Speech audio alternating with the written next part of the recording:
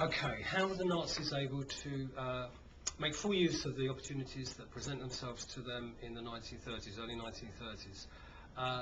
How do they capitalise on the Wall Street crash and the Depression? Okay, to recap, Wall Street crash happens in October 29, plunges America into the Great Depression. How does this affect Germany?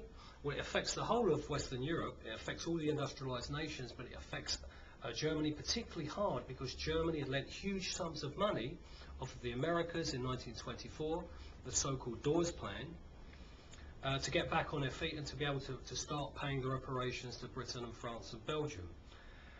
So as soon as the Wall Street crash happens, the American banks, the American big investors, they start to ask for their money back from Germany, and this plunges Germany into the Great Depression. 6 million Germans become unemployed. That's 1/3 of the workforce or without a job or employment, and they become incredibly despondent, incredibly unhappy, and of course they blame the Weimar government again. The government had just kind of recovered from 1923. 5 years later, it's back in a period of crisis and trauma. How are the Nazis able to exploit this? Because it's not absolutely axiomatic that the Nazis would become the biggest party, which they do by 1932. There are other parties around, communists, social democrats. Why do the Nazis seem to do particularly well in this period? Okay, there are factors behind this. The factors are explained in this sheet, which we've done in class. Hopefully it rings a few bells for you. Let's just run through some of these things. Okay, to begin with, organised. The Nazis are very, very well organised. Lots of them have been in the army, lots have been in the First World War, so they were used to taking orders, they were used to giving orders, they were used to being prepared to work very hard out on the streets trying to gain votes for their party. So that was in their favour. Secondly, change. Excuse me. Change. They were prepared to change their message according to the audience. If something didn't go down with a particular section of society, they would drop it.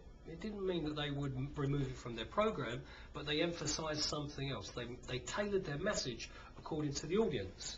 Okay, technology. The Nazis were prepared to use the cutting edge of technology as it was in 1930s. This meant that Hitler was prepared to go on planes and fly around the whole of Germany giving his speeches to the widest possible audience. Not a big deal for us, we're all used to flying.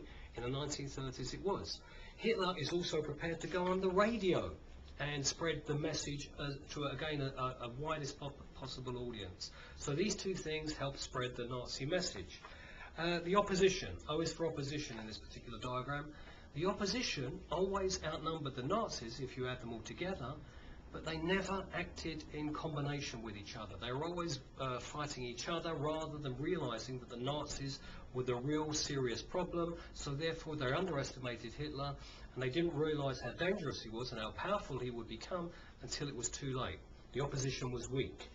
What else have we got here? Propaganda. The Nazis were brilliant at propaganda. The uniforms, the banners, the posters, the swastika, the rallies, all of these things gave greater prominence to the Nazis. They were on the streets, they were visible. They used propaganda brilliantly.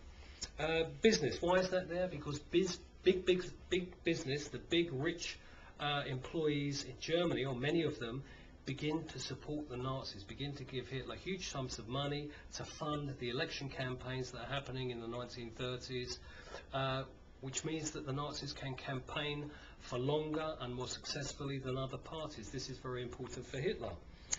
Hitler, of course, is key to the whole thing. Hitler is seen as a superman. There is no one in any other party with his charisma, his ability to speak to people, his ability to mesmerize people. So Hitler deserves this Superman tag. There's no one to touch him at this point. Lastly, the Nazis are very, very clever. They project their message to everybody. They're not concentrated on one segment of society as other parties do. The communists, for example, only appeal to working class people.